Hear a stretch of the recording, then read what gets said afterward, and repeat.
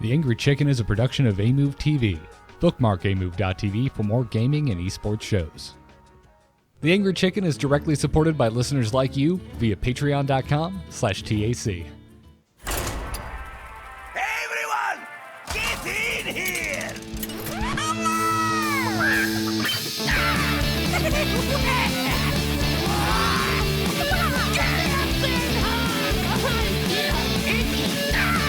Ready for action!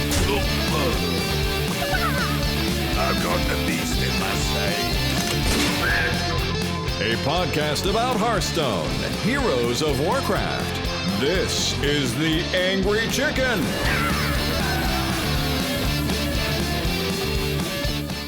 Greetings and welcome back, everyone. And when I say everyone this week, I mean all three of us. We haven't been on a show together for 3 weeks. All three of us in the same place, at least. Yay, the gang's back together. Is that really true? Yeah, that is true. Yeah. Yeah, last week. You were like globetrotting, Garrett. You were all over the place. I mean, I was East Coast trotting. Okay. I'd say I was East Coast trotting. Yeah, I was up to New York, then back to Florida for about 14 hours, then up to Atlanta, then less than 3 days later back to Florida, and now I'm finally home, and I don't want to see a plane for half a year. Just in time for BlizzCon. Good. Yeah, December, November is far enough away. I'll be ready for a plane again come BlizzCon. It'll all be fine. But yeah, I miss you guys. You guys, I listened to the entire damn show last week on a plane on my way back home. It was such a treat. You guys, I don't know if you know, but you guys are like really good at podcasting. Imagine that. I was laughing a lot. Yeah, it was fun. I mean, look, I did notice on the VOD that I didn't switch back to this view for the entire second half of the show after we went through HS replay stats. But other than that, yeah, good. Smooth sailing. Well, I listened to it on audio, so I didn't notice. So good job. Good job, crew. Yeah, Mostly good job. It was just weird because, like, I don't know, we get emails from folks all the time. We're like, yeah, people are always wondering why I'm laughing on the bus or on the subway or whatever. And I was finally that person to this show because people were staring at me because I was traveling alone. Although I can't imagine, I'd probably still be being stared at even if I wasn't traveling alone. But whatever the case was, I really enjoyed it. It was a weird treat, and it's something I don't get to experience very often. So. Oh, we're glad you liked it. Yeah, it was good. It was good. And then, yeah, so we're all back. I've had a chance to play some of this year game with the balance changes that went live now a week ago. Because y'all pushed the show 2 days, so it hasn't been a full week since the show, but it has been a full week since the nerfs went live. Yeah, the nerfs went live on the 22nd, so we've had basically an entire week now, and it has made a huge difference. The game is way funner when there's not a bunch of friggin' Void Lords all over the place. Also, it's affected other things in ways I guess I expected, but didn't really consider. But like, there's not as much silence running around. There's not as much weapon removal because you don't have to worry about Skull of the Minari so friggin' much, right? Like, you don't have to worry about Paladin so friggin' much. Like, it's almost like everyone's just playing their deck, and then the thing their deck does, they just get to do now. So, yeah, it's pretty sweet. Yeah. Like, it's Spellbreaker sucks, man. It sucks. Like, you play a cool card, and then they just Spellbreak it. But it's not happening very much anymore. Yeah, aren't some of the shamans running Spellbreaker? Aren't you playing shaman right now, Dills? My shaman deck does not run Spellbreaker. It's okay. It's not a battle cry that Shudderwock wants to do. So yeah, gotcha. So it's not in there. Gotcha. Maybe it's not shaman. I'm thinking about something. I can't remember now. There's still a few, but it's much less than it was when you don't have to worry about spellbreaking, lackeys and void daddies. There's not much else that's really that big of an issue. So. That's very true. It's very true. I was trying out the shaman earlier, and Hex was coming in wonderful, like coming in handy. Well, I mean, Hex is, even at 4 mana, that's just a good card. Oh, I know. You know what's funny? I thought about this when I was talking about Hex on my stream the other day. I tweeted at Ben Brode like 4 years ago that I thought Hex should cost the same amount as Polymorph. Polymorph. And he was like, no, 2 different cards. And then here we are 4 years later. They All cost it the same. took was I think Druid it just makes leaving. sense, right? It just makes sense. They do a similar thing. One gives taunt and a 0/1. One gives a 1/1. Think about that. What's the new little shaman little card? The little frog, Witch's Apprentice, and Babbling Book. One's a 0/1 with taunt. One's a 1/1. They do the same thing though. Other than that, so it's all consistent now. Yeah, I forgot what it was like to play with Hex. So I was just sitting there being like, oh, right, I can just nullify this terrifying thing on the other side of the board. Just take it away. Yep, it's gone. It's dealt with. I haven't been winning very much with Shaman. I'm a little confused as to why it's such a popular archetype right now. I mean, the stats are great. So I don't know. I guess I need to have you walk me through this. The Which version are you playing right now? the one with Shudderwock that's not an OTK. Yeah. The one that's I mean, you still kind of OTK people, but you don't really. It's more of a tempo deck, right? Like you just kind of get ahead, and then Shudderwock is like a way to close the game out. But you don't kill them from 30; you kill them from like 15 with it, right? Right. That was kind of what I was feeling like. The problem was like, and I haven't played a ton of games with it. Right? I've been traveling like crazy, but I saw it kind of moving up the ranks, and I was like, oh, this is kind of. I was very excited for Shudderwock, and then when it released, I was like, oh. OTK's never really been my thing. Also, this deck doesn't have a great win rate. This is not what I was excited about with the card of Shudderwock. Sure. So you know, Joss, when you brought it to my attention, I'm like, oh, cool. Maybe this is what I was hoping for with Shudderwock. And I get what you're saying, Dale's like you're supposed to kind of chip him down and then eventually just kind of, deliver the final blow with a Shudderwock or two. There's still ways you can get it back to your hand. I just felt like I was never ahead in the few games I got to play with it. That's why I think the elemental style is a little bit better. Like there is still a kind of pure Shudderwock deck out there too. That's just kind of it kills control decks really well because they never kill you, and then they can't do enough damage. Yeah. Can't put on enough pressure. Yeah, your thing is more powerful than their thing in the end. Also, like the thing about the Shudderwock combo is it's not a combo in the traditional sense, right? And like most decks that are combo decks, like let's say you're playing Freeze Mage back in the day, you collect a bunch of combo cards which are inherently dead in your hand until the time you play the combo. But with Shudderwock, you play the cards and you get their effect. You like naturally do the thing. And then it's just at a certain point you're like, okay, cool, I've done all the things. And I play this one card and then that's my combo.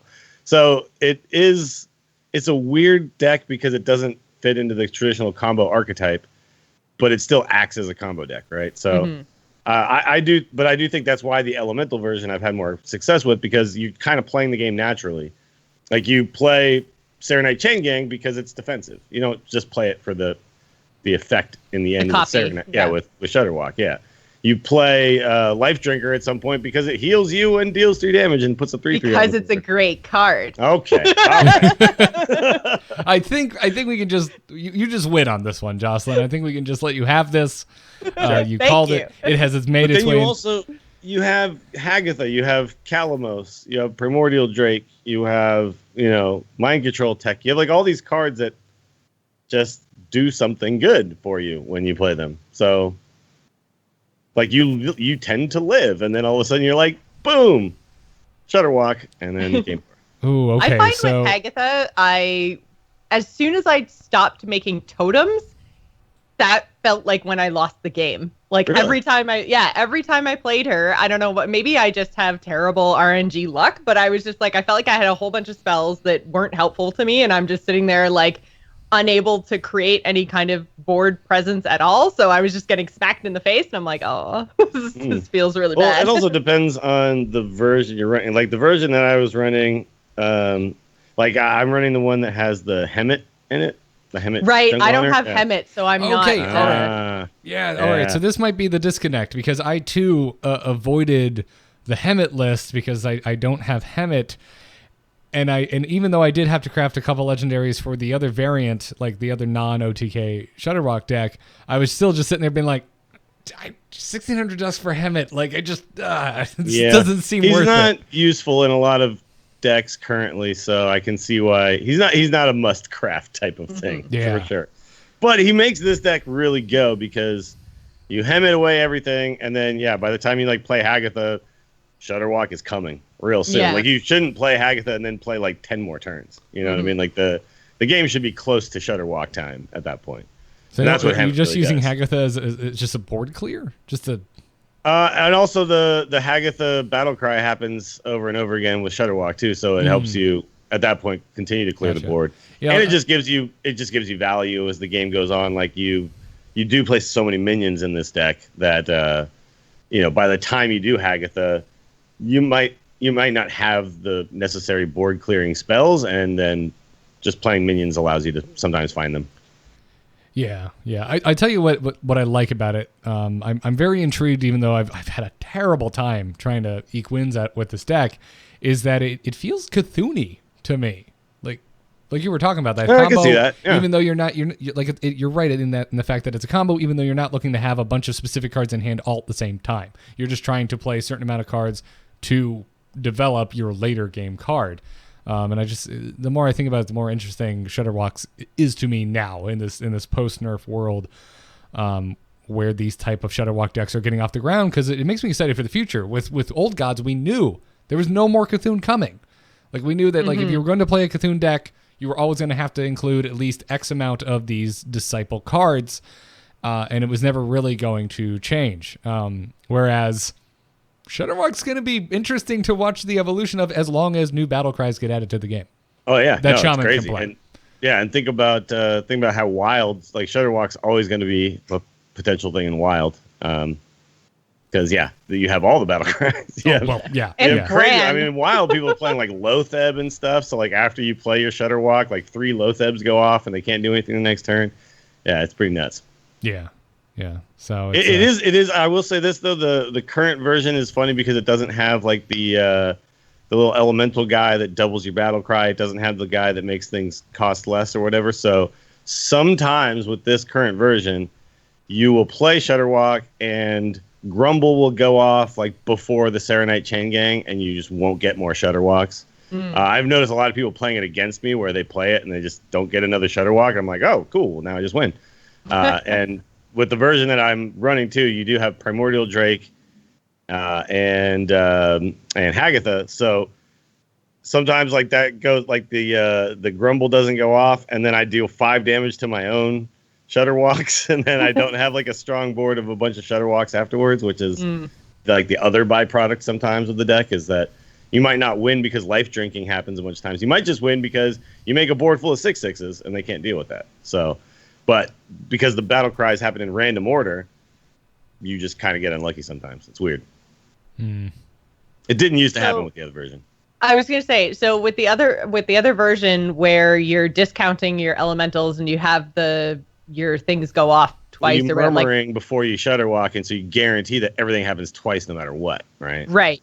So would it be worth putting murmuring in this deck? Possibly. I mean, it doesn't seem like it would hurt. The thing is, this deck runs Prince Keleseth, the one that I'm running. Right. Yeah. And murmuring costs 2. So murmuring's 2. Okay, that's why I thought it was 1. So I was Yeah, like, no, why would you do that? it But yeah, ends up Keleseth. costing 1 because you made it cheaper with the other one. Yeah.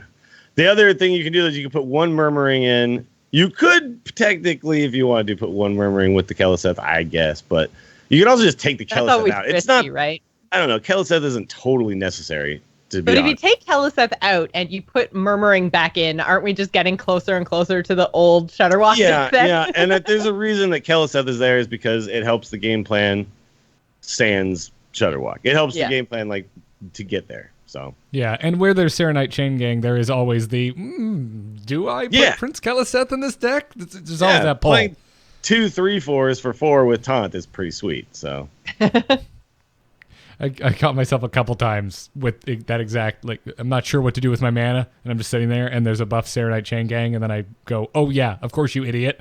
Just play 2 3/4s. Yeah, it's real good. Yeah. Yep. I've got travel brain. I've been beating myself up for some of my plays in this game right now. You know what I've noticed about Hearthstone right now? It is so complicated. Oh, God. Hearthstone used to be like put dudes on the board, hit you in the face. And right now I'm just like every deck I play, I'm like, what crazy ass thing are they going to do that I haven't thought of? Yeah. And then they do it, and I'm like, oh my god, I forgot about that. You could do that too. It's like every deck is just nuts. And I do feel like taking out some of the mana cheating stuff that had been kind of for a long time now, that's been just kind of the end all be all of Hearthstone, is like, do stuff that's more powerful than it's supposed to cost, right? And right now I feel like we're not quite there. We're just at this weird, like, there's just so much back and forth. Every game has like 5 swings in momentum. And I feel like I'm going to fatigue way more often than I used to. I feel like there's a lot more card generation. Decks are doing things, like, you just end up in these games where you're, especially if you're playing freaking Quest Priest, you end up in these games where you're like, at the end, you're like, yeah, I played 5 Archbishop Benedictuses, and as a priest, I pyroblasted you at some point, and I turned into Hagatha. I don't even know. There was no shaman in the game. Like, there's just all these weird things going on. And I turned into Hagatha, cool. and there's no shaman in this game. It's such priest things. It's just like every game you start out and you're like, okay, well, I'll be here for the next 30 minutes, and we'll see what ridiculous thing happens here. Yeah. I will say, Kind of it what seems Hearthstone like, is right now. yeah, games are going on way longer than they used to, for sure. This is that fabled control meta, everybody. Yeah. Right? We're gonna Is come. everybody having a blast or what? We're gonna come back to this too in strategy today when we talk about the damn token druid. Like, when I saw token druid rising up without looking at the deck yet, I was just like, yeah, buddy, I love me some token druid. And it's usually a faster game, but this deck can drag it out so long if it needs to. And I'm not gonna ruin our Even the segment for aggro you, decks, like, think about Odd Yeah. Paladin. It's like, oh no, I don't kill you with the first or second board I make. I kill you with the 15th board I make. You know, Yeah. that's kind of where we're at. I'm not sure how accurate that number is. It might be a Seems little. pretty accurate. Little inflated. I don't know, man. Like, I was looking at my stats the other day. I think I had 3 or 4 games over a 10 game span that were all over 30 minutes. I don't think I've ever had that happen in the past. Like, that's a lot of games going that long. Usually my average was, like 7 minutes or something like that. My average right now is like 15 minutes a game. It's crazy. I streamed for 3 hours. I played 4 games. I think. It was nuts. Like, what is happening right now? It's feeling a little more like Magic, but Sure. without those games where you just draw all of one type of card and can't play.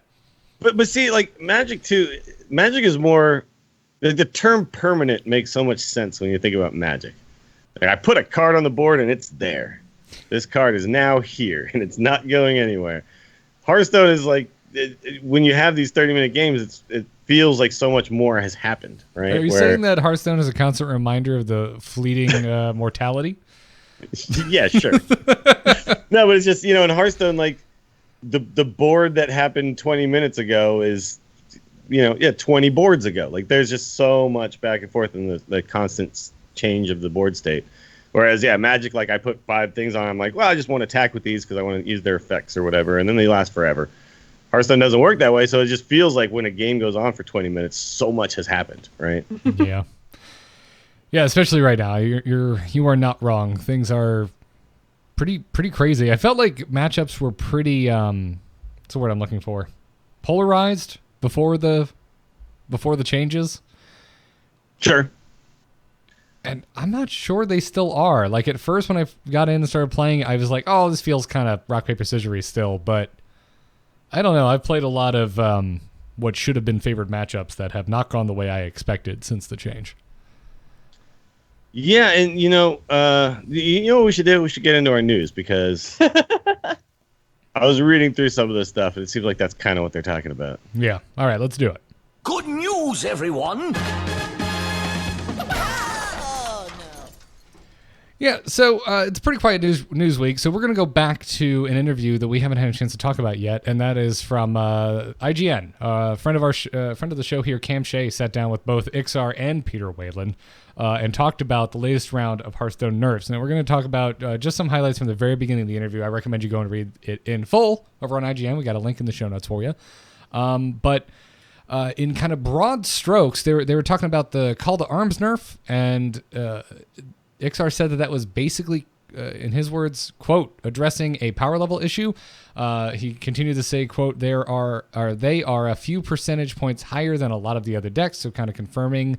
Paladin was ridiculous. right. We were seeing at home with HS Replay, which which definitely has a lot of games to pull from it, but is not perfect. It's not the internal numbers that Blizzard have access to.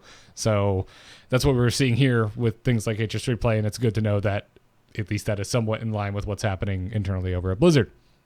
And then on the flip side, they were talking about Warlock nerfs and said that it was, quote, feel bad moments when crazy things happen really early in the game. That's what they were trying to address with Warlock. And then also they were like, hey, by the way, that's also what's going on with Naga Sea Witch and Wild. That's very much in this vein, that we don't just balance for power level issues. We also balance for the feeling of the game, which we've heard before.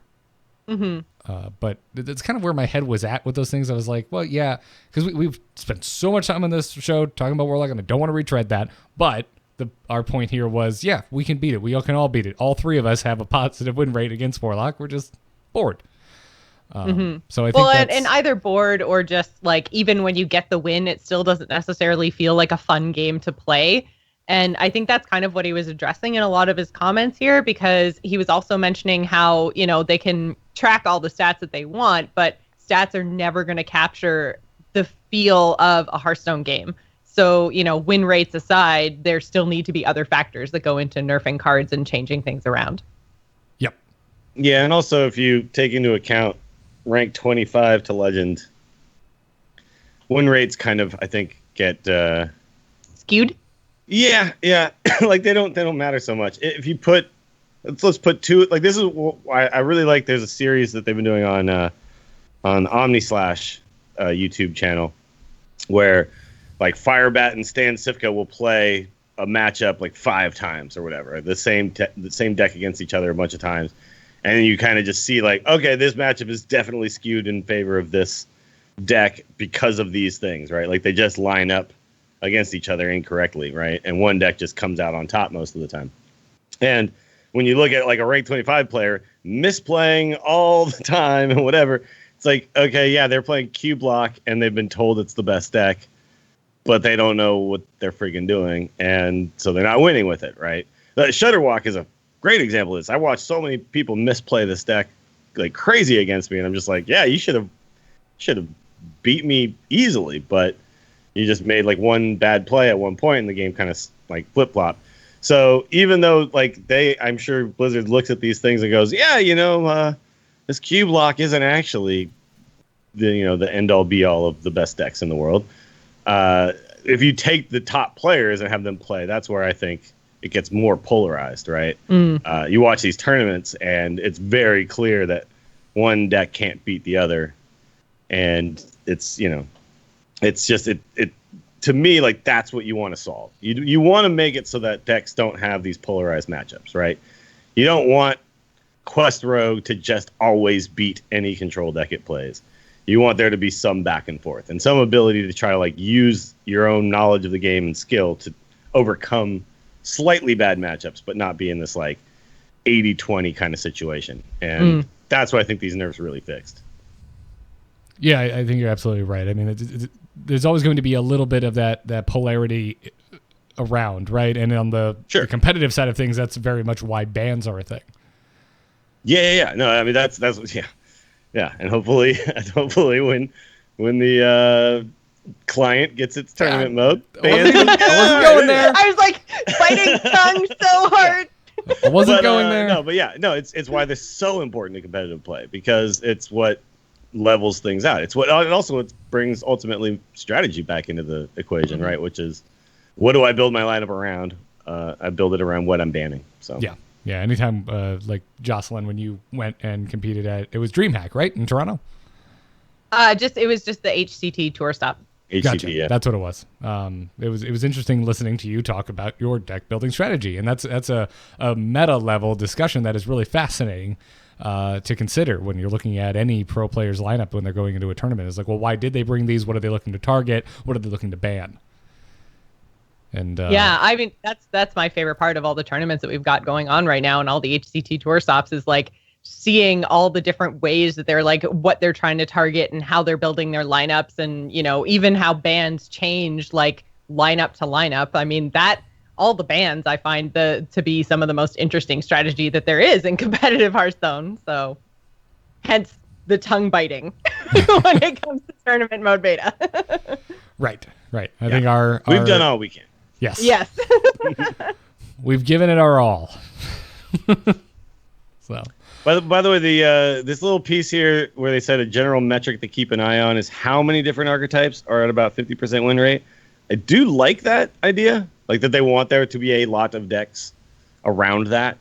But to me, I think a general metric I would like to hear them say is we look for, are there any decks that are way above or way below? You know what I mean? Like, I get it. You want a lot around 50%, but it's the outliers that are the problem, right? When you're looking at things, I do see that they want variety, and variety is good, but it's essentially variety happens when there are no outliers, right?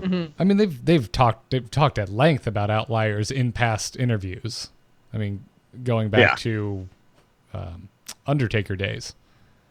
Sure. I mean, Undertaker was the most egregious, right? But that's the easiest example because it was the biggest outlier we have had in the history of this game. See, they've also said things in the last expansion. They were like, by the way, Hunter's the best deck. And I'm like, you know what? You can go up the flagpole with you talking to me about how Hunter's the best deck. I don't care that your stats tell you Hunter's the best deck. We all know it's not actually the best deck. I get it. When you're playing at rank 25 with an incomplete collection, Hunter is super good because it keeps shooting you in the face. But like, don't talk to me about stuff like that. Like, this is the problem that I have sometimes with the communication is it just feels like they're like, nah, you guys don't know. And I'm like, no, we freaking know, dude. Like, there are people poring over HS Replay every day and putting like these amazing posts up. And yeah, if you go to our Hearthstone, you're seeing all the memes and, oh, did anyone else think Call to Arms is broken? Like, yeah, you see that over there. But go to like competitive HS, go to arena HS. Like, that content there is not the memes. It's like people poring over data, and people we know. Like, you can't trick us, Blizzard. Like, I'm not refuting that. I was just I mean I think they've hit on that enough. And I mean, where would you draw the line on them paying any attention to decks that are performing too low? Because, I mean, I can go and make the worst deck in the world, somehow pass that around to enough people to get enough games logged that'll actually even end up on their radar. And I think it's more the top end. Right. I'm only thinking about about the upper end of that. And I think they really need to only look at, legend ranks or highlight like top 100 legend ranks and look at those win percentages and look for those outliers. Like, I do agree with them that this is an important metric is, are there lots of decks that are all competitive? But it's the issue that like I want them to be looking out for, especially after an expansion, is there one or two decks that are too good? That's all. And yeah, decks that are too bad, whatever. People just don't play them. Right. I really wish that they would tell us, like, when they say 50% win rate, I really wish they would say what part of the ladder they're looking at. Because I agree with you, Dills. I think that that's important. Yeah. Like, I just didn't like being told, oh, by the way, Hunter's the best deck. I'm like, that really rubbed I love me how off. that was expansions ago, and that's still like No, that was like last expansion. No, this was oh, I thought it was Frozen Throne. No, this was like Cobalt. This was when people were complaining about Jade Druid, right? After when Kobolds hit and Jade Druid was like far and away just dominating the ladder. And they were, and I can't remember who had said it, but somebody was like, "Oh no, by the way, did you know that the top winning percentage deck is Hunter?" And it's just like, I feel like that might have been Yangwu. It might have been. Yeah. I wish I he could. tends to champion the downtrodden classes. Sure. So I feel like if Hunter had the highest win rate in their internal stats, that would be the kind if someone came right now and was like, "Hey, did you know that the highest win rate deck is Hunter?" I'd be like, "Well, yeah," because like that just makes sense to me because at low ranks, getting shot in the face for 2 every turn is like people don't know how to deal with that, right? They like freak out and they just get murdered. And but at the top, the top of the ladder, that's not happening. So Just don't tell me that anymore, guys. Just tell me the truth. I wish I could remember exactly when this was, because I do vaguely remember this, but I can't remember exactly when and where and who said it. Frozen Throne Yeah. because someone of saying Malfurion. Frozen Throne. Yeah, could be. Could be. Let's say I don't remember a lot of Jade complaints towards the end. To me, that's not that long ago though, because that's still in standard. So Yeah. That's true. that's current. That's true. Although, really think about it, it's been a while. It's been a while since 3 that landed. expansions. Yeah. Yeah. Legend cards. Yeah. We're almost to that point where we're going to start thinking about the next one. How crazy Yeah. is that? God. What the hell? That's probably why it's been so quiet. We crazy. should be probably getting an announcement. We've got the HCT Summer Playoffs, which is the playoffs from season 1, coming up at the end of June. So probably, I would think after all of that happens, that's probably when we'll get a announcement for an expansion. All right.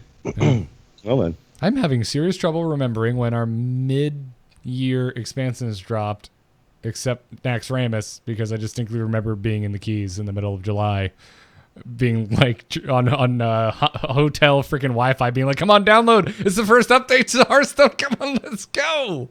August 10th last year was Frozen Throne. So I feel like an announcement in beginning of July would be about par for the course. Okay. It's not even June yet. Let's settle down here. June's gonna be here and gone before you know it, dude. Yeah, Yep. We're all older. It's time moves quicker. Our parents weren't lying. She just disappears. Well, by the way, I was looking at the Call to Arms stats when we were talking about it there a second ago. That card went down. It lost 10 percentage points in win rate. That's pretty nuts. Are you just like adding too? Because if it went from like 60 to 50, that's a larger than a 10% drop. Yeah, no, that's basically what happened. 58% on May 18th. May 22nd, 50.6%. That is about that's shy of a 14% drop. Yeah, it's crazy, right? Yeah, that's That was a very effective nerf. yeah. They hit the nail on the head But with that one. I mean, it still has time to shake out, right? But at least right now, sure. it could look at that and be like, hey, it's a balanced card. Well, the only deck that is currently being played in is like an OTK Paladin, which is the control Paladin that runs the Death Knight. Mm-hmm. And it's running that because it pulls things like Doomsayer and stuff. It pulls like Loot Hoarders and Plated Beetles and Doomsayer and that kind of stuff. Yeah, it's not even seeing play in Odd Paladin at all. So yeah, good. Well, yeah, because they're pulling 1-drops. So exactly, yeah, Yes. Eat my 1-drops. for 5 mana. Yeah, for 5 mana. It's just like, okay, cool. Have fun with that. Yeah. Which is good, I think. I think this is where the cards should be. I don't know. I'm happy. Like, it's so funny because when they nerfed cards, like they just nuked them from orbit, like that was always kind of annoying. The friggin' what was the hunter card? That drew you cards. Oh, the buzzard? Starving Buzzard. Yeah. Like, that sucks, man. I wanted to see, like, Hunter has no card draw, right? And so now they're just like, here's a worse version of Cult Master, and it's like I wish that card was just somewhat normal, and these types of, and it's just, you see how big a difference just 1 mana point makes. Yeah. And they didn't have to do what they did in the past. They didn't have to just murder cards. They just didn't have to. All they had to do was 1 extra mana. Mm-hmm. I'm still okay with the buzzard. Warsong Commander, man, that's the one I always look at. Like, yeah, Warsong Commander kind of sucks. You can say soul the card all you want. You like Shang Tsung from Mortal Kombat did that shit. You rip the soul straight out. It should cost 2. It should just cost 2. 2 mana, 2/3. That does something lame. That's an easy arena card. That does something lame. You should design cards, Dills. I want to see you in the board meeting. Like, hey, what about a 2-cost card that does something lame? Give that man a promotion. What would be even better is if it chose from 3 or 4 random lame things, so you never knew which lame thing it would do. Yeah, it does a random lame. Yeah, it does a random lame thing. Lame How RNG. can we get random on this card? Yeah. Lame RNG is my favorite. I'm always very kind to those cards in reviews.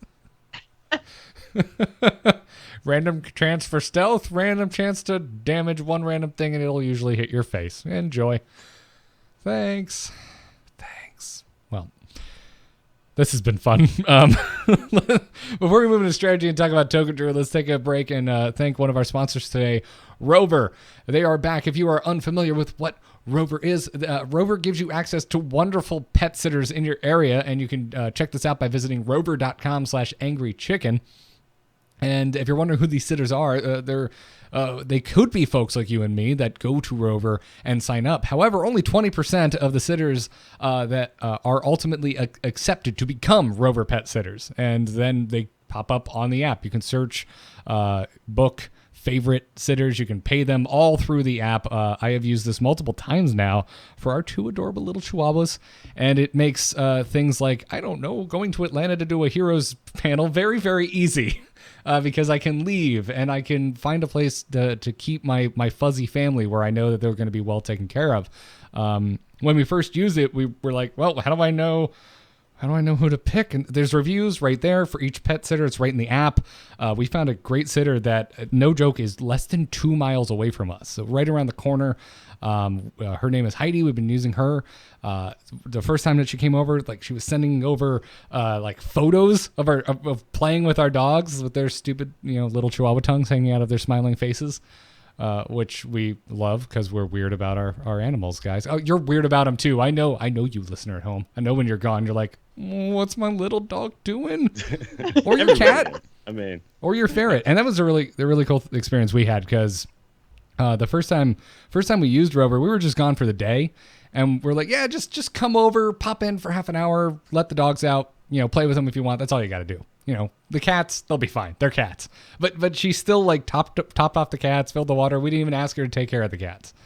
So we had a very, very pleasant experience with Rover, and we've used them a few more times since. So go check it out. It's super convenient, and they have a great deal for Angry Chicken listeners. You can get $25 off of your first booking by visiting rover.com/angrychicken and using the promo code angrychicken during checkout. Again, that's $25 off your first booking. Go to rover.com/angrychicken. Use the code angrychicken at checkout. We thank them for their support. We thank you all for using that code and going to that website. Now, let's talk a little bit about Token Druid. Hit it very hard. Wanna blow something up?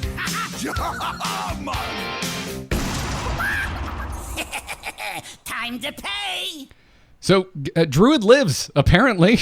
Yes, it's changed a little bit, but it's still alive and well. It was enjoying a solid above 50% win rate in the form of a Token Druid deck that, as I kind of mentioned at the top of the show, when I first heard that Token Druid was coming back, I'm like, sweet, a relatively quick way to rack up some wins.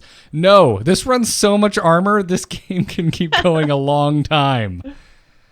Yeah, it also has many ways to build boards, not just kind of, if my first couple of things don't work out, I'm done.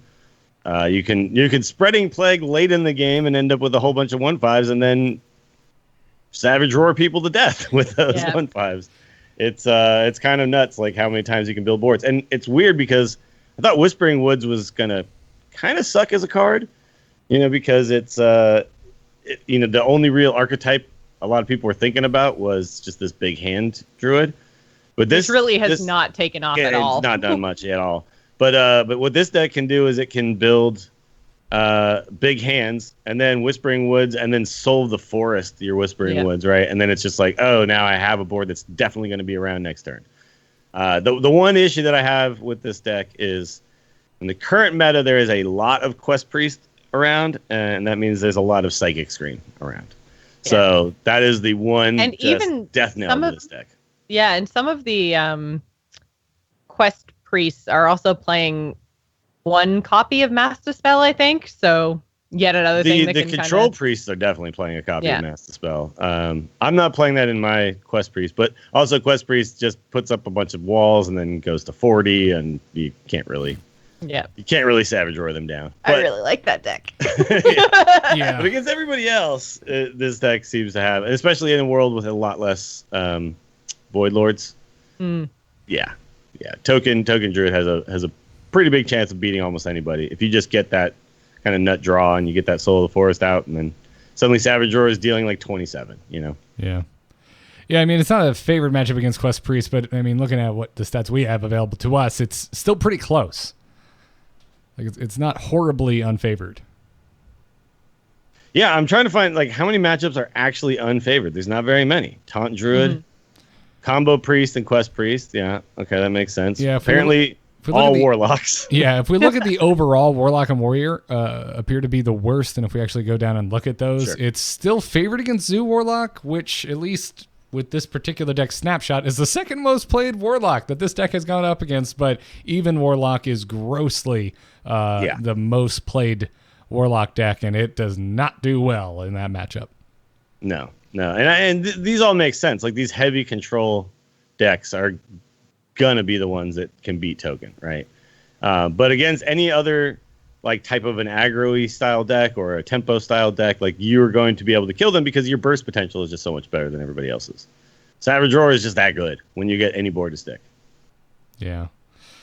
Yeah, it is. And then what's going on with Warrior? Well, not a lot of games is the answer to that. No, yeah, but it does, like, Quest Warrior, just with the sheer amount of taunts and stuff like that, that makes sense. That's a rough matchup for them. Yeah. Yeah, my issue with this deck, and I'm going to tie this into a positive for Whispering Woods, is just drawing poorly because there's, I've ended up with multiple Ultimate Infestations, Power of the Wilds, and Savage Roars, which just feels bad because it kind of feels like there's nothing you can do. But that's another kind of side positive of Whispering Woods, is that one of the big negatives with this deck is just have a minion buff heavy hand that you can't do anything with. Well, now your hand is big and you can just flood the board with 1/1s, and guess what? You're sitting on a bunch of things to buff those 1/1s with. Yep. No, it's very true. Cards like Branching Paths and Oaken Summons, and of course Nourish and Ultimate Infestation, I think they really make Druid is weird because they just do so many things well, right? And then it's like, oh yeah, remember that they can also Savage Roar. Warlock. Sure. Well, yeah, but I mean, in Druid, it's like it's weird because now they gain armor, they draw cards. Oh, and they Savage Roar. You kind of forget that they can also do that. Yeah. Because I've gotten so used to playing Druid in this way, where it's more of like a combo-y style deck rather than just put a bunch of minions on the board and Savage Roar people. Gone are the days of Force Roar, right? So you just don't think about Roar anymore. Yeah. Which is funny because the big problem with that was 14 damage in a turn? It was 14 damage. It's got to be nerfed. It's crazy. Yeah, it's and that being said, I think we're going to be all thinking about Roar relatively quickly because this is a highly played deck, and it's been doing very well since the patch. Roar math is going to be a thing we have to start doing again. Yes, but again, at least the trees aren't charging, and you can do it with what is currently on the board. Exactly. Yeah, you're not putting stuff on and then charging it out and then also Savage Roaring. So yeah, it's a lot better than it was. Yeah. I think this whole thing of moving away from charge has been so healthy for the game, and just I like that there's still a few. I don't want like Leroy to not be a thing anymore, right? Mm-hmm. Like, it's interesting to know that there are still these possibilities, but it's like all the really good ones that we used to be a huge problem are just now not something you think about. So yeah, you're playing the board, not the hand as much. Yeah. Well, and there's actually one interesting kind of potential substitution in this deck, which, speaking of charge, I think I've seen this deck played with 2 copies of Druid of the Claw instead of Violet Teacher. Ooh, do you have a preference?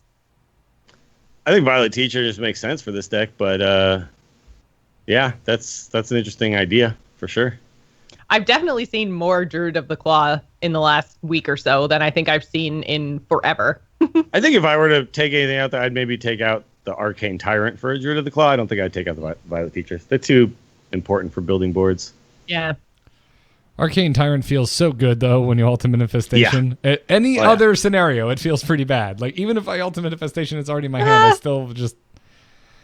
Spreading Plague and then free 4/4 feels pretty good, too. Sure. But it also... So the thing that Arcane Tyrant, for me anyway, most of the time does is it allows you to play Ultimate Infestation on times when normally you would overdraw. And then you get to play it, and then you just play this card out of your hand. and you're not at 10 cards anymore, right? So it's like that's one of the hardest things about UI is that sometimes you're just like, I have 7 cards. Yeah. I have to empty my hand before I can play this really important, huge, awesome card. And it can be difficult. But, dude, I would play a bunch of the King Togwaggle Druid in Wild. And that is the hardest thing in the deck, because the whole deck is like draw to your combo, and then sometimes you're just like, I have 2 ultimate infestations. Like the other day I was playing it, I was literally overdrawing on purpose because I already had all my combo pieces. So I was like playing UI with like 9 cards in hand just so I could like throw my deck away so that I could Togwaggle him. But it's hard because you also have Nourish, you have branching paths, like you have all these ways to draw, and then sometimes you're just like, I have no way to dump my hand. And Arcane Tyrant is that way. Yeah, no, that is true. Chapman's also bringing up Nourish. I would need to have Arcane Tyrant in my hand at the same time as Nourish. This might be personal. Yeah, it's actually funny that this deck only runs the single Arcane Tyrant. I could kind of see running. You could maybe pull out the Golem and put in the second Tyrant, just because you'd want to Oaken Summons Violet Teachers anyway, right? Like that's the most important Oaken Summons thing. The golems are fine; they're great, but yeah, there's certain matchups where the golem just feels like a lifesaver to get it out. Yeah, I mean it's a big defensive card for sure, but there hasn't been all that much. I mean, Odd Paladin specifically has still been kind of in the meta, but I don't feel like it's been as prevalent as Paladin was before. So I mean, that golem isn't going to save you from fireballs. So no, and actually, Odd Paladin, you're already a huge favorite in the matchup, so I don't know if taking out that single golem would suddenly mean you're not. That's a good point. It's like just kill them before they kill you. Not to mention both your violent teachers are still in your deck as well. You have very little control over guaranteeing the golem is the one that is pulled. Yeah. So you're bringing me around. Oh, Ironwood Golem, you're not looking so hot now. And Arcane Tyrant, I'm sorry, I might put 2 of you in. I apologize for smack talking you. Yeah, I feel like that card's so just a free 4/4, man. It's just. Such a turnaround. Can we take a minute too, just to like talk smack to Odd Paladin? Because when you are playing this deck and you see Odd Paladin come up, don't you just feel like just totally talking smack? Because it's just like, oh, you can fill your board with 1/1s. Enjoy my 1/6s or 1/5s. Yeah. Spreading Plague that's probably why that matchup is skewed so heavily in favor of the Druid. Because make a giant board of 1/1s. I don't care. Even if you turn them into 3/3s, it's still exactly. Yeah. Well, and even you can make yours into friggin' 3/5s with a single branching path. So you just make a whole bunch of Tez Dingos. It's awesome. Create your Tez Dingo army. It's all you ever wanted, Dills. That was like your favorite card when we first started the show. Oh hell yeah! Yeah. I still love that card. I wish I would ever see play anywhere. Yeah. Yeah, my favorite is when we both have a board full of 1/1s, but mine spawn 2/2s when they die. That's my favorite Odd Paladin matchup event with this deck. So just feel like a jerk. You put people in really awkward situations when you play Soul of the Forest. Because suddenly they're like, oh, I don't want to kill these. They become more powerful. And it's really where it just comes down to like the priest thing, right? It's just like, well, if you're in that position, who has any way to deal with that board that large? And even if they do not have a board full of 2/2s, follow in step. And the answer is basically priest. Priest can deal with it. A rogue if they're running Vanish, but that's a very specific. There are people still playing the Kingsbane rogue that is still out there a little bit. Yeah. Have you guys so they can seen deal with much it with Quest Rogue Vanish since the change? None. There's not a lot of Quest Rogue out there because it totally sucks now. Yeah. I guess Warriors could Reckless Flurry or whatever it is, and then Brawl or double Reckless Flurry. I don't think that there's been because we have an email question coming up later about cards that aren't getting a lot of play in Witchwood, and so I was looking to see what the play rates were on HS Replay, and I think Reckless Fury has like the second to lowest play rate of like all the Witchwood cards, and I was like, really? That seemed like it would be insane. Well, I think the issue with that card is you lose the it destroys the armor. Yeah. A lot of times I have though played against a couple of warrior decks where they got both of those Reckless Furies and then both of their brawls in like the top 12 cards. I'm like, I can't beat this. So when you do actually play that type of deck and you draw those cards, they are incredibly powerful for sure. But yeah, that's weird. I would have thought that card would be all over the place. The only rogue I've been seeing is Odd. Odd Rogue seems to be all over the place. Odd Rogue, yeah. Odd Rogue is definitely very powerful. But I have played a few Kingsbane Rogues. Just a few. They're out there. If you're still rocking that and you queuing to me and I'm playing this deck, I guess more power to you. Sure. Congratulations. You earned I that have noticed, win. though, that deck, even though they lost Cold Light Oracle, I think it's not getting the credit it deserves. That deck could surprise some people at some point. Kingsbane? Yeah. When they actually get that thing going, and then they play the DK, and then they start doubling up on all the and also in a super heavy control meta with decks that aren't killing you. By the time you have like a 12 attack weapon that heals you every time you hit, and you never run out of it, you can't lose. Yeah. Yeah. Chat room's mentioning Miracle Rogue. Yes, that's if Miracle Rogue. Yeah, if you're looking at HS Replay, it's Odd Road, Miracle Rogue within 10,000 games played of each other, but they're two of the most played decks right now. That's weird, right? But Miracle still doesn't play Vanish, right? So no, Miracle doesn't. Correct. Yeah. Which is where this whole conversation started. They just make spiders. Yeah. Who plays Vanish to Vanish deal is with that's the only Death other way to do Rattle it. Soul of the Forest? Yeah. Yeah, I mean, this deck is favored against all known rogue archetypes. So, pretty neck and neck with the Miracle and Odd. Same amount of favored, pretty much. But yeah, that's Token Druid. If you haven't tried it, give it a shot. This is one of the more straightforward ones. Like, I'm not looking at Token Druid like I am the new Shudderwock Shaman going, how do I win with yeah, I know exactly how I win with this. And like winning board states, much like similar archetypes, it feels safe with this because you can rebuild that board so many different ways with the cards that are in this deck. So I think I'm gonna still be playing Druid for a while. I was playing Spiteful Druid before the change. I think I'm gonna be playing a lot of Token Druid after the break. So. Before we move into crazy game stories and emails, crack open that mailbag. Let's thank our other sponsor for today, MeUndies. They're back. Yep, that's right. We're back at this point, folks. We're going to ask you to think about your undies. I know it's strange. It's a little weird. But we're going to make it even more weird because, Dills, you now have received your MeUndies. I'm rocking MeUndies. I yeah. like that you said your MeUndies to make it very clear that Dills didn't get a package with Garrett's underwear in it. No, they're my MeUndies. Yes. No, they're incredibly comfortable. I was skeptical. I did not go adventurous like Jocelyn, though. I went classic. Mistakes were made. No avocados at all anywhere to be found on MeUndies. But no, I slipped them on and man, yeah. I was skeptical. I gotta say, I was like, okay, underwear can't be that crazy. It's underwear. But no, it's great. And they sent me some socks. I didn't realize we also got some socks there too. My Those socks were had incredibly bananas comfortable, too. on them. Your socks have bananas? Wow. So your socks are adventurous too? Oh yeah, my socks were adventurous too. I didn't know you got adventurous socks if you ordered. Oh, that's so cool. Yeah, they didn't. They didn't tell us. I'm gonna have to go back for more. That they were sending us socks. That was just a nice little like, hey guys, we're sponsoring you. Enjoy. So full disclosure, they sent us free socks. They're very comfy socks. I'm very impressed, and I only have 2 pairs, so I'm gonna have to go back for more because I feel like I need to replace my entire collection. At this point. I have an order in right now. Nice. It made me think long and hard about my disintegrating boxers that are probably half my age. No one else wants to think about your disintegrating boxers. They went through the wash. John, this is for men. This is a problem, man. Our boxers do not last.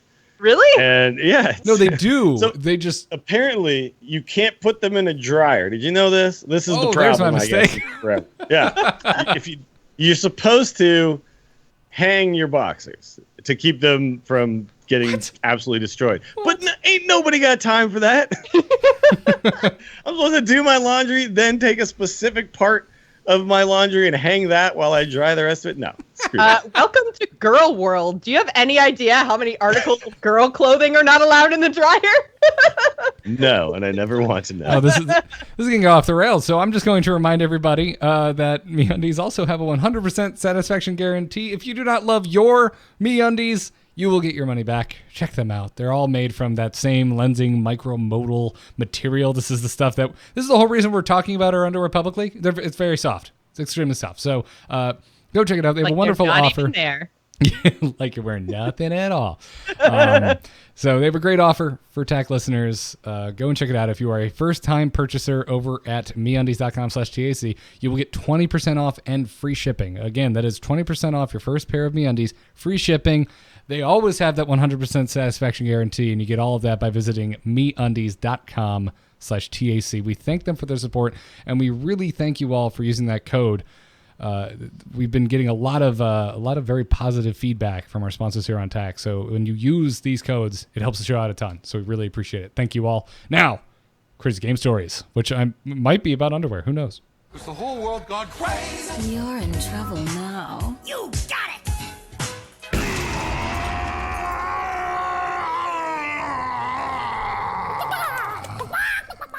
You can send your Crazy Game Stories to techpodcast@gmail.com.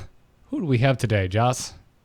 This one comes to us from Gordon, who says, "Hey, Tech Crew. I started playing Tempo Mage on ladder after listening to your episode with Jury 2 weeks ago and have been enjoying a decent win rate ever since. Earlier today, I queued up against a warrior who was taking a little too long deciding his starting hand. When we finally got to turn 1, he plays the warrior quest and proceeds to spend the rest of turn 1 roping. My turn, I play Mana Worm and pass.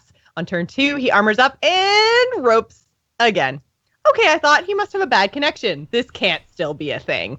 My presumption was ever so slowly crushed as the rope scenario repeats itself over the next several turns, and oh look, he's emoting wow an awful lot too. Fast forward to turn 10. My hand is empty after a last-ditch attempt of trying to burn down the infuriating warrior, but leaving him at 8 health. He plays Sulfurous and smashes me in the face with everything, leaving me at 12. I top deck and play Arcane Intellect, crossing my fingers for burn. I watch crestfallen as I draw Arcanologist and my last secret, Explosive Runes. I play them both, hoping that at least the Arcanologist would give me a 50-50 chance of surviving the destructive hero power. The emote Happy Warrior, suddenly no longer roping, gives me his thanks before playing Warpath, echoing 3 times, and clears my poor Arcanologist out of the way for exact lethal. He swings Sulfurous to my face one final time, and just as he hovers over his hero power, true to form, he goes for one final BM. He plays Nice Little Raptors, a 6 health minion, which promptly absorbs all the shock from my Explosive Runes, leaving his 8 life total unscathed. Now satisfied he has me completely beat, he hovers back over his hero power and stops. I look back at my board and I realize his mistake. 3/1/1 Raptors sit staring back at him from my side of the board, throwing off his chance for his hero power to do the final 8 damage needed to finish me. Rather than face the odds, Mr. Astonishing decides to spend his remaining mana on one last warpath to clean up the mess he made. I couldn't help but return his thanks the very next turn as I top deck fiery punishment in the form of a Pyroblast. No doubt Ragnaros is giving me the go-ahead to relieve Sulfurous from this undeserving warrior's hands. I received a friend request from him immediately after, to which I politely declined, because as we all know, whatever he had to say wasn't going to be an apology for his terrible ladder ethic. The deepest recesses of hell are reserved for ropers and emoters. This warrior was both. Yep. You know what I find hilarious about the emoters, though, is that if you squelch them, they're just emoting into nothingness. And they have no idea. You see them hover over their hero portrait because it still glows red. So it's like you can see them and you're like, Yeah, idiot. you're like, dude, you're just yelling into nothing. Like, no one hears you. Someone in the chat room's last name is Roper and says, "Don't knock ropers. That's my last name." Stop what I meant. I don't mind people who rope. Yeah. I don't mind people who rope on complicated turns. It's the people who purposely, like, it burns all the way down to the end and then they like don't. It doesn't actually like blow up. They like actually hit end turn. End turn, and they yeah. do it again and again and again. So stupid. Yeah. So no, I'm one of those people who squelches immediately at the start of every game, and if the game if it goes normally and it's a normal game, and especially if it gets like really good at the end with a lot of weird crazy turns, then I unsquelch, because if they like start like legitimately emoting because holy crap, the game was crazy. I want to be able to see that. But other than that, I just squelched from the beginning. I'm easily tilted. I don't need that in my life. I give everybody the benefit of the doubt. I'm just like, I don't squelch okay, unless they wait. Yeah.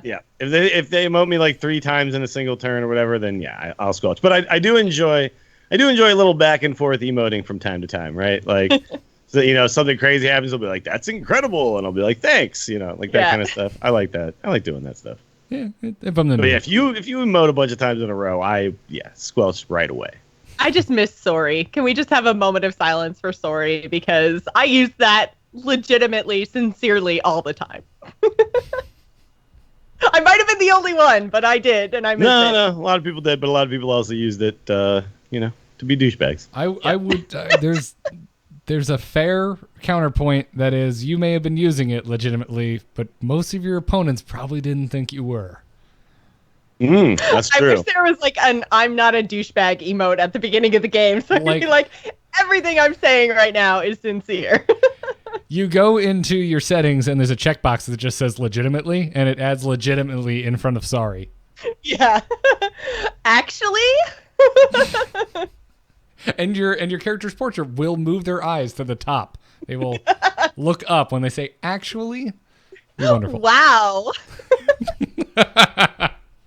Wonderful.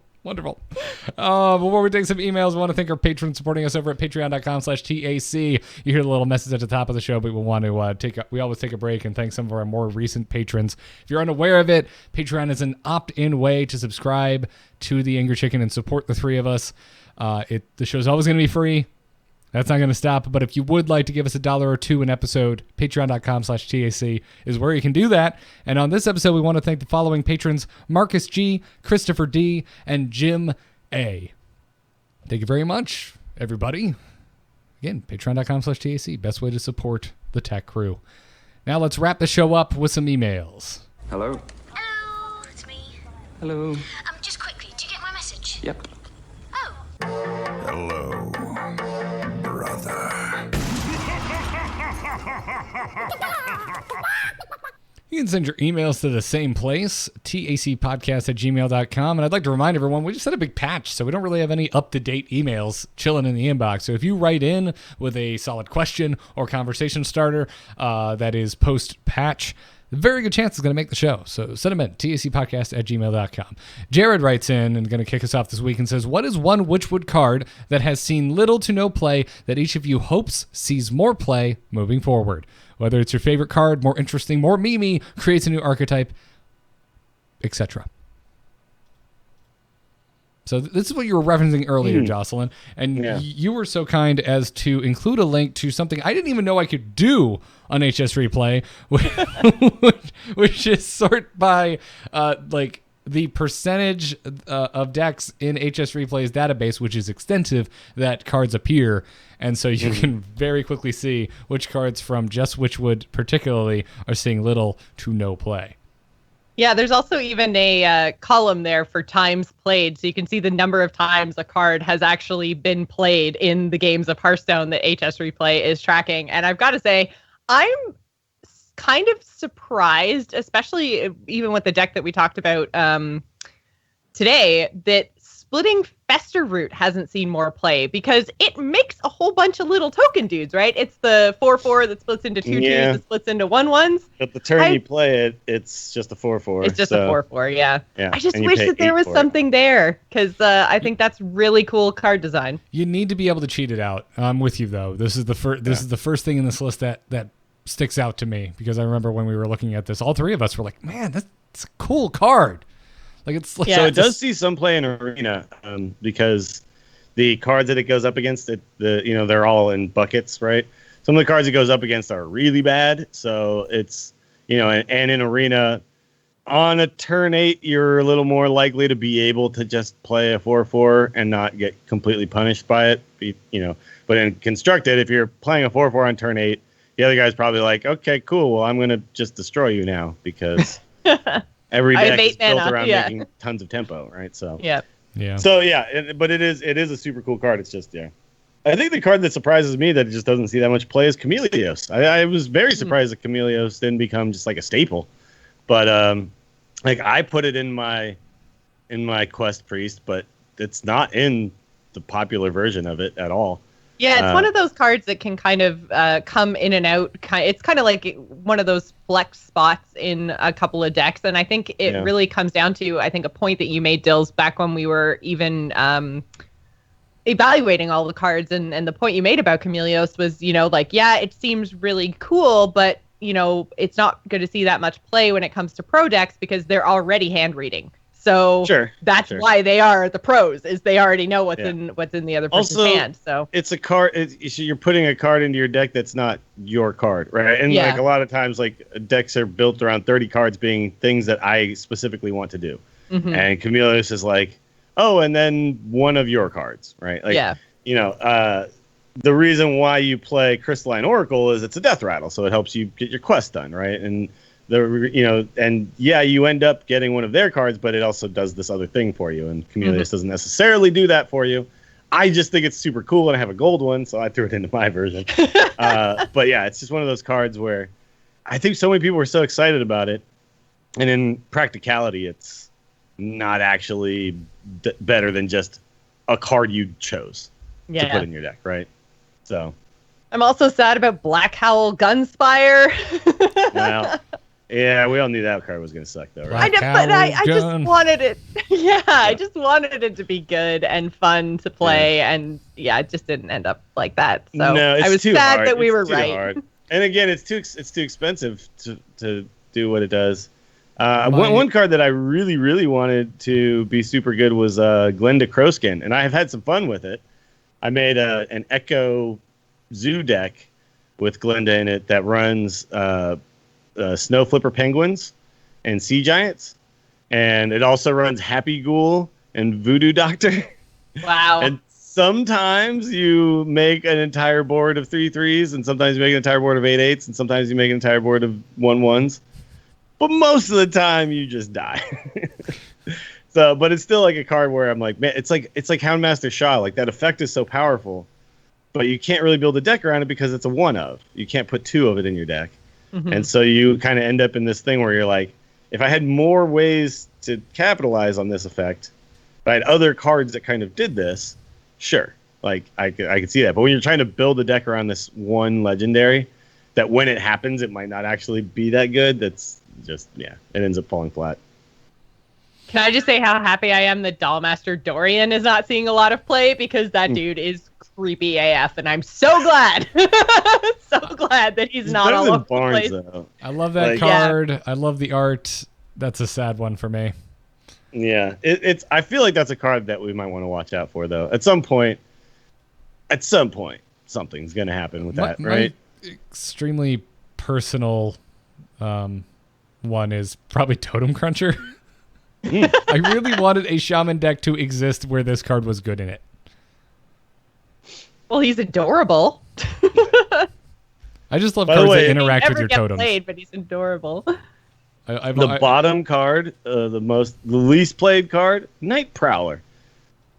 I thought that card was. I didn't think that was like the worst card in the set, right? Like sometimes you 4-mana 6/6 people. I mean, obviously in Constructed, there's a lot of times where it's not going to happen. But you like imagine playing this after, if it costs 3, you could like Psychic Scream Night Prowler, right? But the problem is it costs 4. So yeah, mine's showing the least played card as Worgen Abomination. Yeah, I think there's a checkbox you have to check to say, like, show me even the ones that don't have a lot of data. I'm looking at least percentage of decks.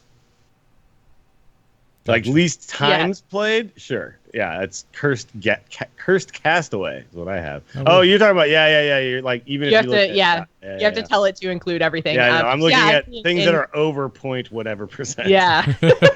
Because in least actual decks, Duskfallen Aviana, which makes total sense because that card is just total garbage. Worgen Abomination and Splitting Fester Root have been played the same amount of times in HS Replay, and they're tied for the lowest amount of times played. So I'd seen a post recently about this, and I kind of wanted to try this out. Cathedral Gargoyle, the 2/2 with Taunt and Divine Shield. If you have a dragon, there's an interesting argument to be made right now for even Dragon Paladin. Ooh, Kind of see, want to that give it a sounds go. Fun. Yeah, because you don't play Call to Arms anymore, which was the big problem with Cathedral Gargoyle. Is like if I pull it with Call to Arms, It's terrible. it sucks. Yeah, it's just a tutu. But if you play like some dragon stuff, and then you play can't remember the name of it. You play the 3/4 that makes your weapons cost 2 less, and then you play that with like a silver sword or a Valenier, and suddenly Silver Sword's another one that's not seeing very much Sure. play at all. It's so good in Arena, though. Holy crap. Like, when I get Silver Sword in Arena, it's just like an auto win. It's crazy. And that card was super good in Even Paladin when that was a thing. But yeah, so, like, even Dragon Paladin, you can play the 4-mana Twilight Drake, whatever guy. You can play. There's a bunch of actual even dragons that are pretty good. You can play Deathwing. Who doesn't like Yeah. a good Deathwing? I just got a Hell yeah. golden one. Let's do this. Hell yeah. So ready. That sounds awesome. I want to try that now. But anyway, Jared, thank you for your question. Dills, you want to take the next one? Sure. The next email comes from Jim, who says, "What do you do if taking breaks isn't helping Hearthstone frustration? It's a real problem, frowny face. Ever since Hearthstone went into beta, I've struggled to enjoy the game at all against Priest and Hunter, for example. If you haven't liked the game since literally beta, years. I think the problem might just be that you don't like Hearthstone. And that's okay. That's Yeah, maybe just don't play Hearthstone. I don't know, man. very okay. Yeah.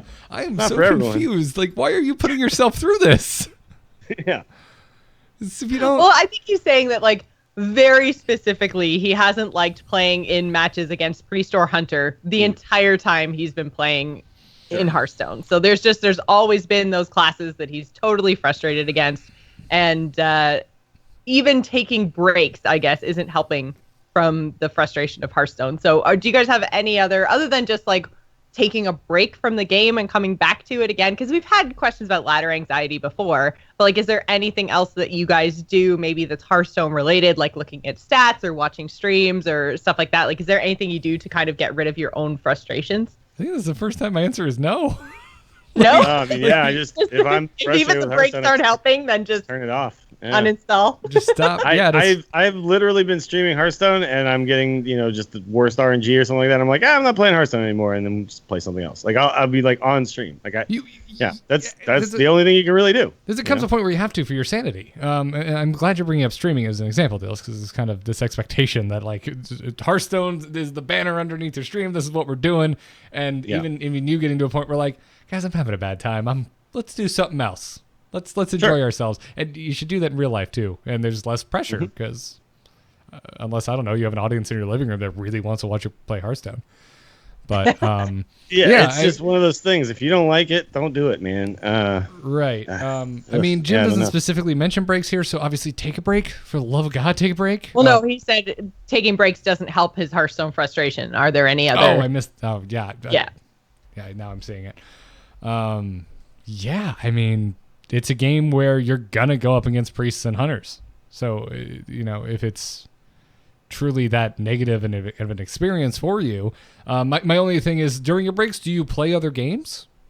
Just play some other games. Play some other card games. Get out there, try. And because what might happen, and this is kind of interesting, is you might start playing other card games and something might click. Something in a completely different card game might connect some dots for you for your matchups against Hunter and Priest. That's probably the best advice I can come up with, because if you've been playing since beta, it's weird. I hear people say stuff like this, like I also hear people say like, oh, I main Priest or I main Mage or whatever. I'm just like, it's just so weird to me that Hearthstone is like that for some people. Like there's never been a class where I'm like, this is all I play. Because Hearthstone just doesn't seem like that kind of game to me, I guess. Like where it just seems like the type of game where you're supposed to play all kinds of decks, and the matchups are kind of what makes it. Because I get it in Magic, it takes so long to learn a deck, it takes so long to build a deck, it takes so long to afford to get a freaking deck. You got to go out and like trade and build it or whatever. It's so much more difficult there. Hearthstone, I think, is supposed to this is why you see tournaments like you bring 4 decks. Like you're supposed to give yourself some variety. I mean, I agree with that. That might also contribute to people not having fun and being frustrated is if you're doing the same thing over and over again. You know? Yeah, if they haven't found their fun class, their fun deck, whatever. Sure.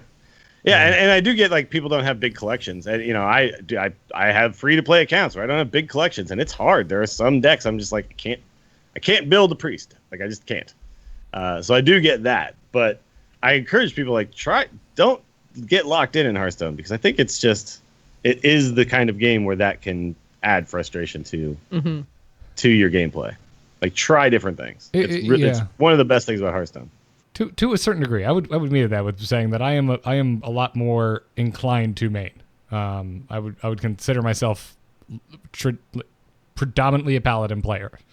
I'm always kind of drawn back to the class, no matter what. It just kind of happens, and I can't exactly explain why. I like tokens. I like tokens in Magic, so I like tokens in Hearthstone. But I still have like my 4 for the tournament, right? Like. I play a lot of Paladin, but I also really enjoy Priest. I really enjoy Warlock. Sure. I mean, specializing is different than I think forcing yourself into a box, though. Yeah. You know? Like it's fine to be. Hearthstone is full of these guys, that are really good with one particular class, right? And we know that. And when they come and they play a tournament, Fibonacci is like a great example, right? Like just Control Warrior knows how to win even when it's not a good deck. Mm-hmm. But for the layman, for most of us, it's like, man, you get stuck in that box and suddenly you're just like, Hearthstone's not fun. You're like, well, you're not playing all of Hearthstone. You're playing like 1/9 of Hearthstone, right? Yeah. Yeah. Well, trying all the different too. stuff is what keeps it fresh for me, for sure. If taking a break from Hearthstone isn't helping you with the frustration that you're like, we're assuming your frustration is with standard ladder. So if taking a break from playing Hearthstone isn't helping, then maybe what you should be doing is just changing the mode that you're playing. Maybe going over into Wild or over into Arena is a good way for you to kind of get out of that standard ladder grinding headspace. So I think that can be really frustrating and annoying for a lot of players too. Like even myself, like today, I probably had the most frustrating day in Hearthstone I've had in a really, really long time. And it's because I was just playing standard ladder, and I was just like, oh man, okay, I'm going to go in and like, Priest, Warlock, Hunter. And it's like, it didn't matter who I ended up queuing into. I was just frustrated. And I think changing the mode in Hearthstone means that you're still playing the game that I'm assuming you enjoy, although from this tweet, I'm not sure how much you're enjoying the game as a whole. But I think that even just switching up game modes might be a good way for you to still get the Hearthstone experience, still work towards building your collection, but you won't actually go do have some dungeon runs. Go do some monster. I'm never gonna point anyone down that path, but I would.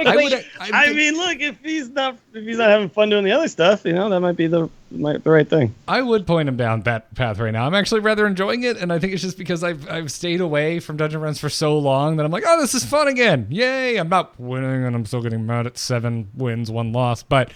If nothing else, he'll never play against Priest and Hunter in dungeon runs. Exactly. Yeah, no, I would really just say play other games, whether it's card games or not, because I will tell you, I was pretty burnt out around the holidays, and I went on this PUBG bender. Like if you could end up in an alley, like in a gutter, missing clothes from playing too much PUBG, that was how much I played. And at the end of that, I was just like, shake it off. Holy shit, I'm really ready to play some Hearthstone. And I got into that in the Hearthstone, the hardest I have gotten into in a while. So that's what I would recommend, because it worked for me. Around the holidays, I was just like, holy crap, I just need a break. Whew. All right. So I shot some fake people in a video game, and it was wonderful.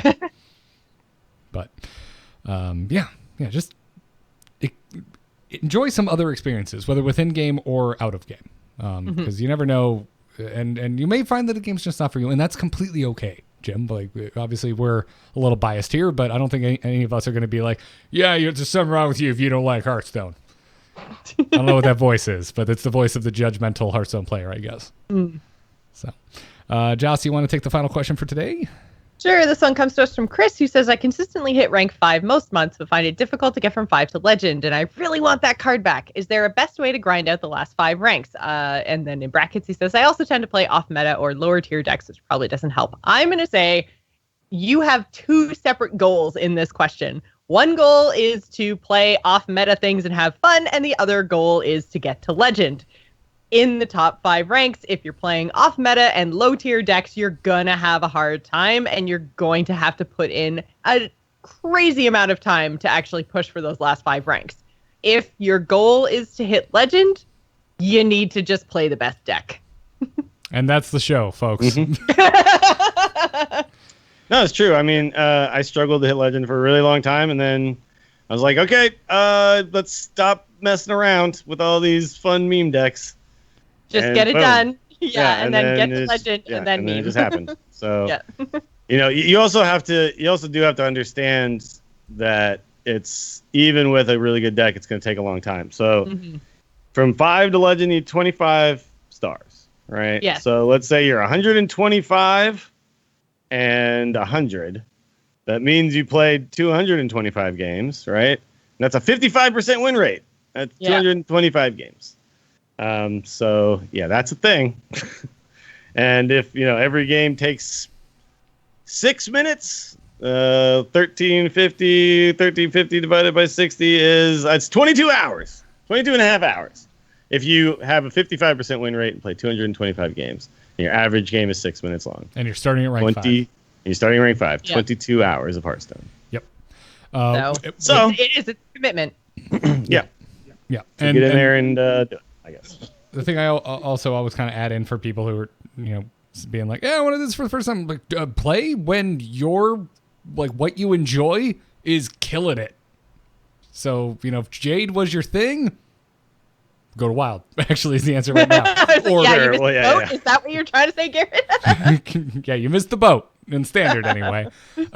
But yeah, like that's a factor that I don't see talked about enough because of the fact that you have to put in over almost a day's worth of hours starting at rank 5 with assuming you hold a 55% win rate or higher the entire way. You need to be enjoying it to a certain degree. But if you think about it, like with the current system, if you can work your way up to somewhere nearish legend, right, and then you only go down 4 ranks, 22 hours in a month isn't crazy. You're talking less than an hour a day, right? You just put in a few sessions. Like if you can play 3 sessions a week that are 3 hours long, that should be enough time if you're playing a decent deck. You're not getting reset all the way back down to 16, 17 like they used to be. Yeah. Right. I mean, most people are not going to restart at rank 5 if their goal is to hit legend they've never hit before, right? That would assume that you hit rank 1. So you're still going to have to do a little bit of climbing to get to that rank 5 ranked floor. But yeah, it's significantly more obtainable now than it ever has been. The new ladder system is great, in my opinion. It helps. Yes. It helps with the grind. It does not eliminate the grind. Right. 5 to legend has always been the most difficult climb, and it still is. So. But yeah, it's really, like Joss is right. You really got to pick and choose your battles here, and if your battle is get to legends, you're gonna have to sacrifice the meming just a little bit. You can just until you get that gem, and then you can meme all you want. Exactly. But you can't. There are ways to there are happy mediums, I guess you could say. Like if you think about it, this Quest Priest right now is pretty memey, and it's actually like a good deck. So yeah.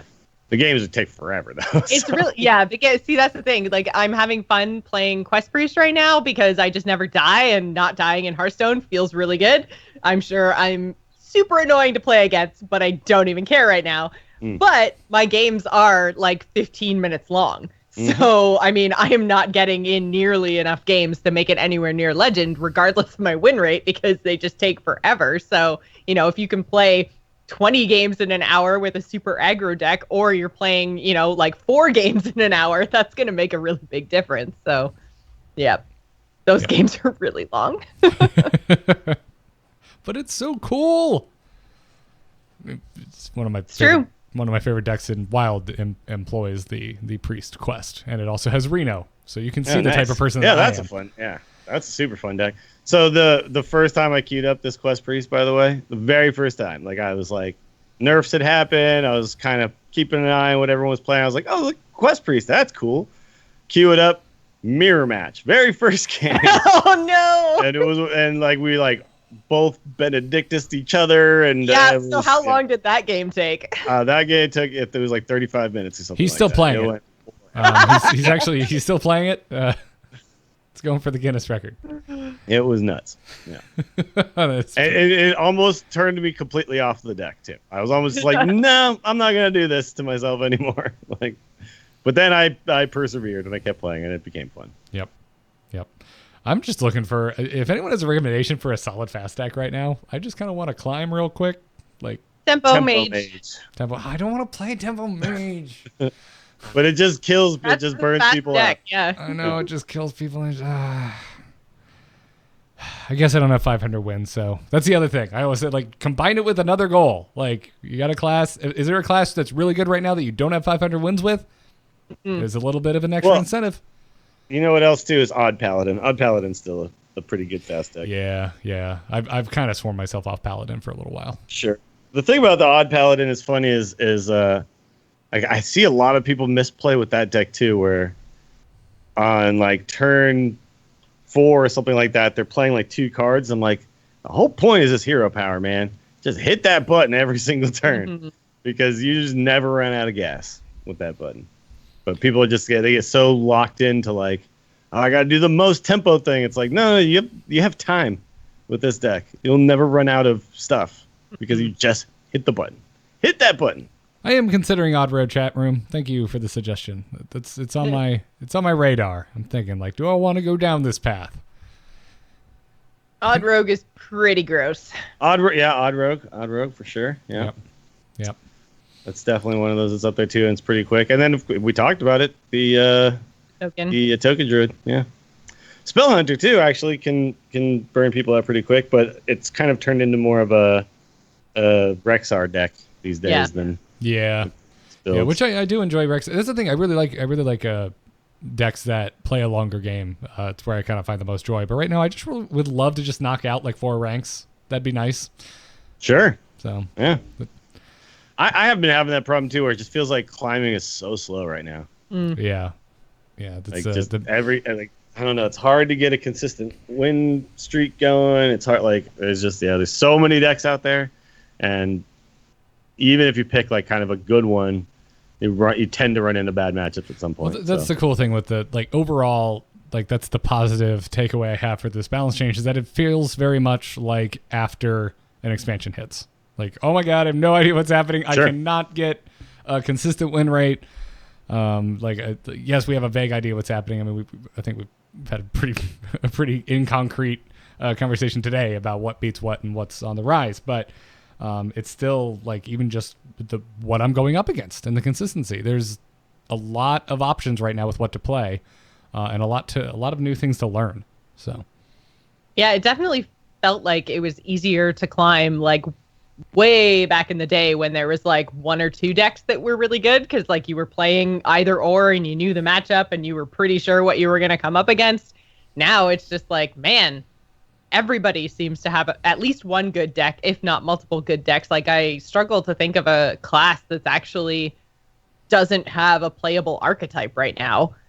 Even Warrior, which has probably been close to the bottom for the longest, still has a couple of good decks right now that are. Yeah, they definitely do. Yeah. I'm afraid when I go up against Warrior. 'Cause I don't see them enough, and I know, looking at the stats, that they're not as low as our lowest classes have been in the past. They still have a solid win rate with certain archetypes. And I have no practice against them. So whenever I see Garrosh come up, I'm just no, I don't know how to play against you. So, anyways, thanks for your emails, everybody. tacpodcast@gmail.com or tweet at us at tacpodcast. If you're tweeting at us and you wanted to make it on the show, you should probably tweet us the day of the show. We record Tuesdays at 4 p.m. Eastern time. Thanks again to our patrons supporting us over at patreon.com/TAC. If you want to help us and it costs no money, you can go to iTunes and drop us a 5-star review. We very much appreciate that. We'd also like to thank our Patreon producers, Declan H., Sean C., Johnny S., and LVE. A producer slot has opened up, just saying. And go check out the back catalog of our episodes over at youtube.com/AMOTV. You can go all the way back to 1, man. 1. You can listen to us to talk about broken things like coin scrub. It's wonderful. That was broken. Whose town is it now? Crap. Yep. But around the table before we leave, Dills, where can everybody find the other stuff that you make and build and put out on the internet? Like, check me out on Twitter. I'm at Willie Dills, and twitch.tv/Willie Dills is where I stream the Hearthstone. Got back from San Francisco last week, and finally getting back into playing some more. So come hang out with me. It's a good time.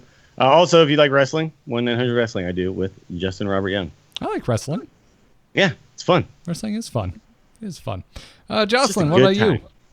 You can find me on Twitter and Twitch. I'm at Joss Plays. Also, if you guys have any interest in the new game that just came out for PlayStation, Detroit Become Human, I played a crap ton of it over the weekend. So you can listen to all my thoughts about that on this week's Gamers In. So come check it out on Thursday. Sweet. Joss and I do, we have 2 feeds under the Embrace the Spoilers moniker. One is a general feed that covers mostly movies, sometimes series, and the other is Embrace the Spoilers Westworld, where we're currently covering every episode week to week of Westworld Season 2. Actually, Scott Johnson filled in for me last week. So if you want to listen to Scott Johnson struggle to remember the name of Ed Harris's character in Westworld, that is the episode to listen to. That episode was so freaking good. Both the podcast and the actual show itself. I had a lot of fun listening. And Shogun World. Shogun World is so cool, man. I guess that's a spoiler, kind of, but No, it's not. it's been 2 years since that reveal. So, other than that, amove.tv for all of the podcasts that I do. NoMoonArt.com is my graphic design portfolio. If you need a graphic designer, go check it out. And if you want to hear about a very, very rough first day in New York, go listen to my solo show, R2T2. You can find it by searching for R2-T2 anywhere podcasts can be found. That's going to wrap it up for this episode of The Angry Chicken. Until next time, job's done. Job's done. Job's done. Yes! Chihuahua left. I was going to do a little Chihuahua toss. I would have caught her. Sounds like a hilarious backyard game. Want your horseshoe? Like- Nah, Chihuahua toss. I was thinking like a really bad 90s like kids toy commercial on Nickelodeon, like Chihuahua toss, yeah. You know, it's goofy voices and bad guitar. Is anyone still in here? Nope. All my animals have forsaken me. Katie must Probably be because you're home. talking about tossing them. Yeah, they heard about this tossing thing. They're like, I'm out. Zelda loves it. Bailey's old and decrepit and doesn't really care for it, but yeah, Zelda's young and There we go. she's Yeah, young my and animal. malleable. I got my animal. Oh, He's there's here. the Iggy. Aww. He was having fun with me last night. We had a bunch of snacks. We watched movies. Oh, it was good. What? Snacks, movies, and Iggy snuggles. Snacks and movies all at the same time. Oh, we did that last night. We got a popcorn popper. We popped our own popcorn, Sweet. made old fashions, and watched some Boardwalk Empire. Hell yeah. All right, I'm going to take this puppy on a walk because apparently. Just like I that, wanna just watch. with Yeah, Iggy I holding wanna- onto your shoulders. Yeah, you do. Yeah, you do. Who needs a buddy. papoose when your dog latches onto your shoulders? Yep. Yeah, he's my little baby. I'll talk to you guys soon. See y'all. Bye, chat room.